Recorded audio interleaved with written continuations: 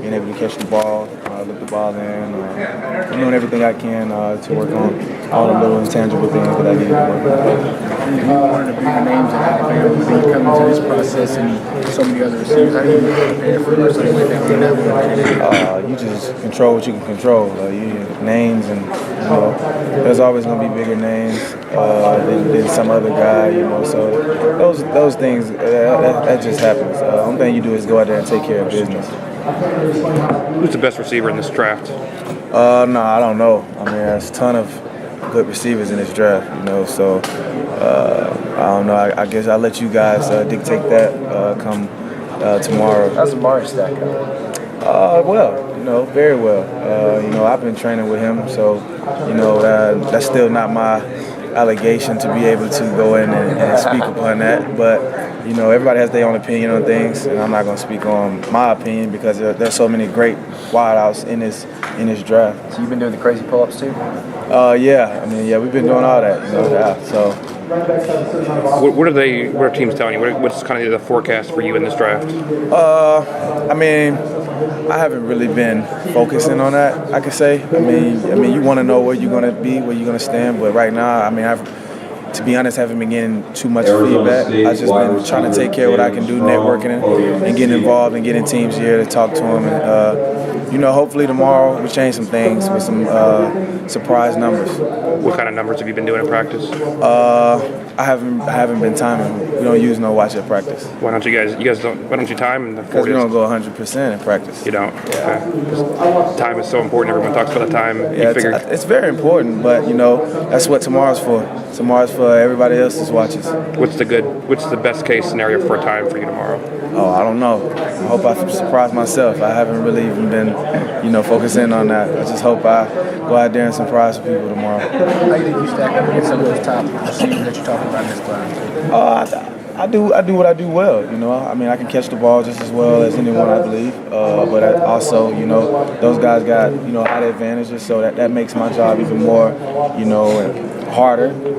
Makes me I can't have any miscues, so to speak. But at the same time, you got to be relaxed. You can't be worried about what other people's ability is. That's God's given. He didn't give me the talent to be 6'4", 6'5". So I can only control what I can control.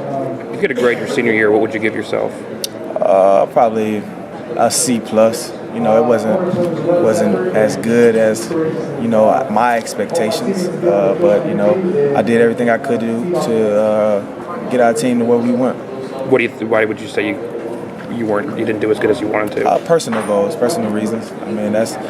Everyone sets their personal goals to the side before the season starts, and when you don't accomplish it, you kind of feel like you didn't achieve what you wanted to achieve, so you grade yourself down. But at the same time, I think as a team, I give us an A+. We set our team in a position in order to win a championship. Even though we didn't, we still did what we had to do to get where we were going. Who are the young guys coming up next year that people need to watch out for?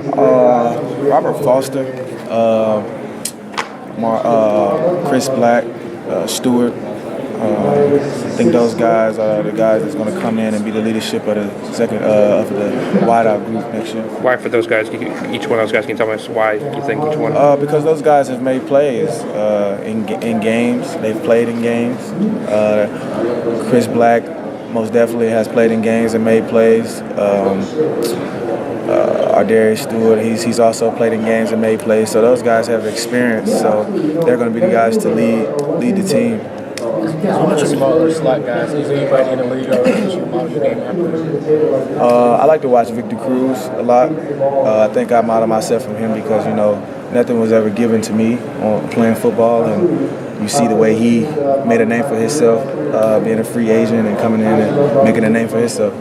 What's your impact did Mike Grove make on you in your career at Alabama? Oh, I think he the one that changed the way I played because I had never played receiver until I got to Alabama, and he really implemented the intangible things that I needed to become a good receiver. Such as like what? Drive starts, using your hands, getting off releases. He really implemented those things in a way to show us, not just on film, but to also process it in our minds by doing it, actually doing it, taking time out to correct the things that we need to correct. What did you like most about working with him, either on the field or off the field? Hands-on. He was always hands-on, always available. You have so many guys that want to be in their rooms, closet, closed doors. He was never closed door type coach. He always open to teaching guys how to do whatever they needed to work on. Great. Thanks. Can you do our Nick Saban impression for us yet? Finally. No, I can't, man. I can't. When's that gonna come? Probably catch me after this is over. I got you. If an NFL team drafts you, what exactly are they getting in you? They get a full load, I believe.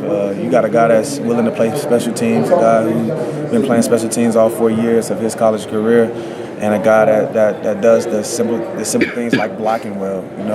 Anybody can go out there and catch a ball and run. But it's about the intangible things that you bring to the table, like blocking and special teams that really you're going to have to do eventually. So I think those things I do superior because I focus on those things in our game, the way we play our game of football. Coming from Alabama, it's a lot of pro type styles in that, dealing with Lane Kiffin and Coach Saban. So those things are also going to fit well into one of these NFL clubs. Thanks.